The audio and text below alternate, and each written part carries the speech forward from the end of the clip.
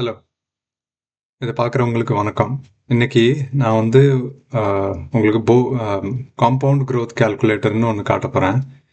அதுல வந்து நீங்க மாசம் மாசம் இல்ல வருஷம் வருஷம் ஒரு குறிப்பிட்ட அமௌண்ட் நீங்க வந்து சேர்த்துக்கிட்டே வந்தீங்கன்னா, அது வந்து 10, 15 வருஷத்துல நீங்க அத வந்து நிறுத்தாம நீங்க அத இன்வெஸ்ட் பண்ணிட்டே வந்தீங்கன்னா, எந்த அளவுக்கு வளரும் அப்படிங்கிறது ஈஸியா ஒரு கால்குலேட்டர்ல காட்டப் போறேன். அந்த கால்குலேட்டர் வந்து லிங்க் வந்து டிஸ்கிரிப்ஷன்ல இருக்கு.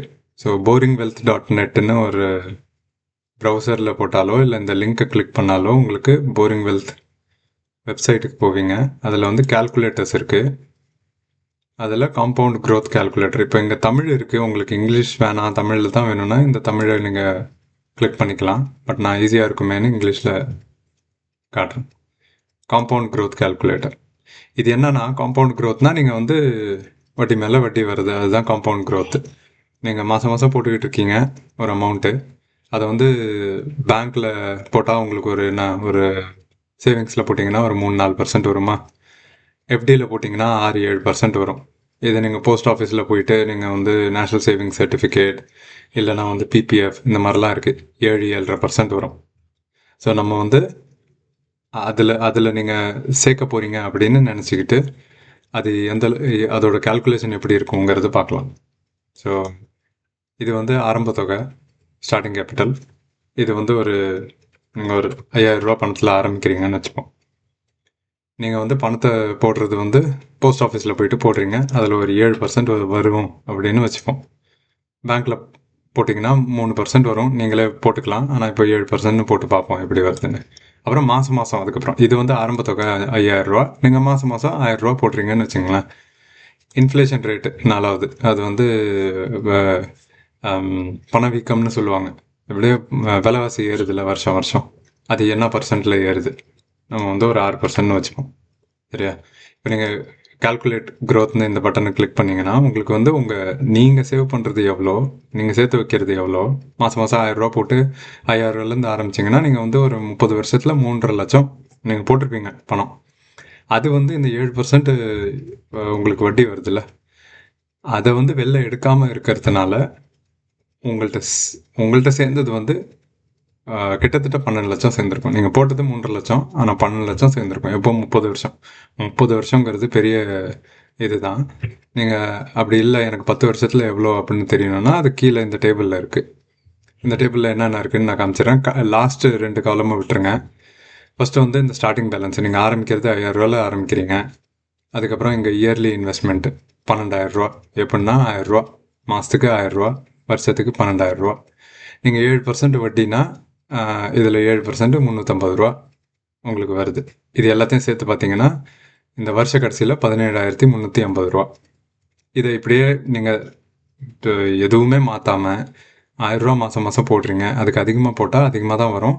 1,000 ரூபா மட்டும்தான் போடுறீங்கன்னு வச்சுப்போம்.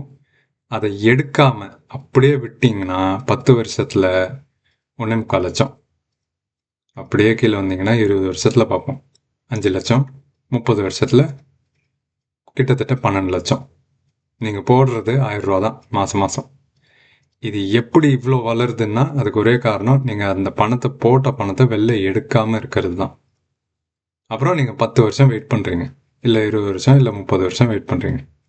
ஸோ இது நீங்களே பார்த்துக்கலாம். சரி, 30 வருஷம் கழித்து 20 வருஷம் கழித்து 5 லட்சங்கிறது அவ்வளோ பெரிய பணமாக இருக்காது அப்படின்னா நம்ம அதான் பணம் வீக்கம். இங்கே வந்து இன்ஃப்ளேஷன் ரேட்டு 6% போட்டோம்ல, அந்த 6% படி பார்க்க போனால் 20 வருஷம் கழித்து இருக்கிற 5 லட்சம் வந்து இன்னைய ரேட்டுக்கு இன்னைய விலைவாசிக்கு 1,60,000 ரூபா, 1,54,59,000 ரூபா.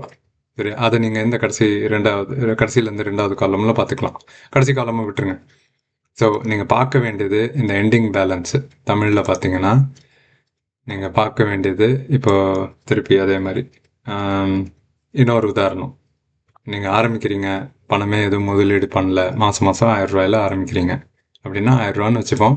இது 7%ன்னு வச்சோம்ல, வட்டி வருது. நேஷ்னல் சேவிங் சர்டிஃபிகேட்னு ஒன்று இருக்குது. போஸ்ட் ஆஃபீஸ்க்கு போனீங்கன்னா அக்கௌண்ட் ஓப்பன் பண்ணிடலாம். 1,000 ரூபாயில் ஆரம்பிங்க, மாதம் மாதம் போடுங்க. இன்ஃப்ளேஷன் பணவீக்க விகிதம் 6%ன்னு வச்சுட்டு கணக்கு பண்ணுங்கள்.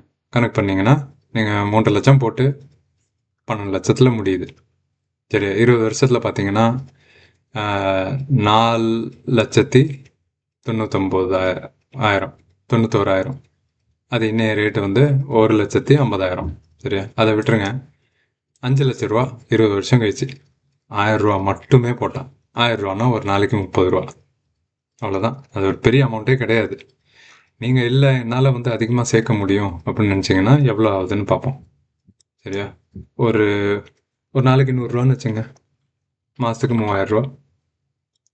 அது கணக்கு போட்டோம்னா 34 லட்சத்தில் போய் முடியுது 30 வருஷத்தில். சரி, 30 வருஷம் வேணாம், 20 வருஷத்தில் எவ்வளோன்னா 13 லட்ச ரூபா 20 வருஷத்தில்.